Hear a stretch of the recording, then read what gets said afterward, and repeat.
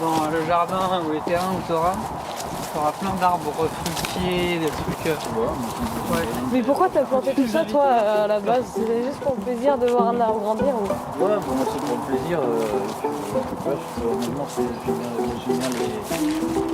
J'aime bien les beaux arbres. Ouais.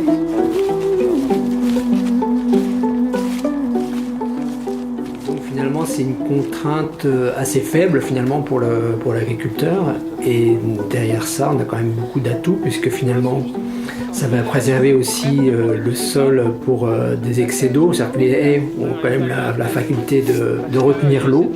Après, elles ont aussi la faculté d'abriter du vent. Ça héberge aussi quantité d'auxiliaires insectes, des insectes qui vont vivre au pied des arbres ou dans les arbres aussi, qui seront des auxiliaires pour les insectes, j'allais dire, nocifs, entre guillemets, dans les parcelles cultivées.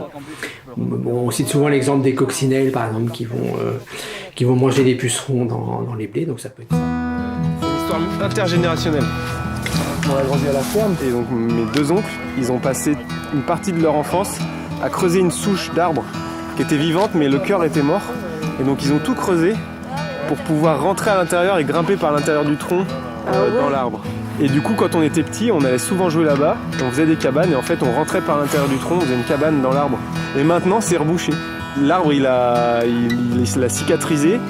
Et on peut plus rentrer, enfin en fait C'est fou ça. Ouais. Mais il y a beaucoup d'arbres qui sont comme ça, de souches dans la nature, si tu les observes bien, elles sont mortes à l'intérieur et puis très vivantes à l'extérieur. Ouais, il y a la moitié de l'arbre qui est morte, l'autre moitié qui est vivante.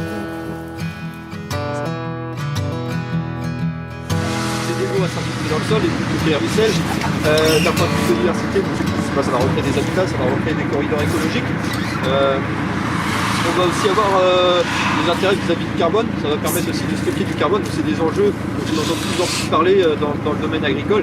On va pouvoir stocker du carbone dans le sol et notamment via les arbres.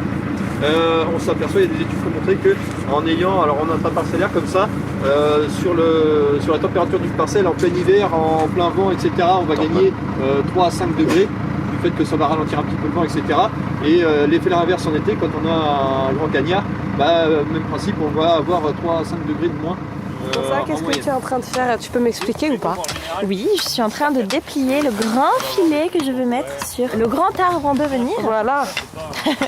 Pour le protéger des chevreuils qui se régaleraient de ces bourgeons et de ces jeunes feuilles au printemps, autrement. Ouais. Donc là, logiquement, c'est tout bon. Voilà. Et après, il y a l'autre équipe qui va venir agrafer le filet en attaque qui s'envole. Est-ce que vous avez une histoire avec un arbre qui a marqué ou pas du tout ta vie ou... En vrai, malheureusement non. Non? Non. Après, il y a... Un arbre qui a marqué ma vie? Si, il y a peut-être un arbre qui m'a marqué chez mes grands-parents. Il y avait mes grands-parents côté maternel. Il y avait un arbre où moi on était une douzaine de cousins si tu veux. Ouais. Okay, et tous les ans on prenait une photo de famille. Ça c'était un grand sapin, il avait le tronc un peu comme ça. Et du coup c'était notre hauteur, on s'asseyait tous dessus, les grands derrière, les petits devant. Et puis on prenait une photo de famille tous les ans comme ça, l'été quand on se rejoignait tous là-bas. Et du coup c'est un peu l'arbre un peu fétiche de la famille, quoi. Ouais. Et voilà. Il est sur toutes les photos, donc vous l'avez vu évoluer aussi. On l'a vu évoluer, mais il est déjà énorme, quoi, l'arbre. Mais oui. Et c'est quoi comme arbre? Et je sais pas, c'est un conifère. Je pense que c'est un sapin. Hein. Ouais, c'est ça. Ok. Là c'est marrant. Donc sur toutes les photos, on voit les enfants qui grandissent et l'arbre qui bouge et pas. C'est un peu là, quand on est tous là, tous les cousins. Allez, tous les cousins, tout le monde sous l'arbre. Ouais, c'est l'arbre familial.